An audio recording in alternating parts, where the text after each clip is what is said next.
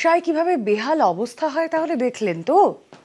মুখ্যমন্ত্রী শুভেন্দু অধিকারী তিনি নির্দেশ দিয়েছেন পুজোর আগে বেহাল রাস্তা সারাই হবে এবং কাজও ইতিমধ্যে জোর কদমে শুরু হয়ে গিয়েছে। একথা জানিয়েছেন পুর নগরোন্নয়ন মন্ত্রী অগ্নিমিত্রা পল। পুজোর আগে সাধারণ মানুষের এই রাস্তার দুর্ভোগ থেকে, এই নরক দুর্ভোগ থেকে মুক্তি।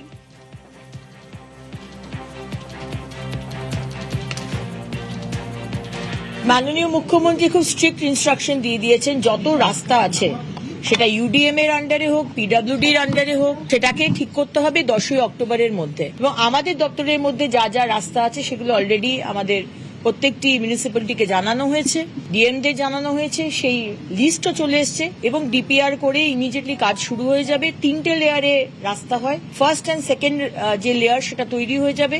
টপমোস্ট লেয়ার যেটা বিটুমিনাস লেয়ার সেটা বর্ষার পরে হবে, কারণ বর্ষাকালে সেটা খারাপ হয়ে যাবে।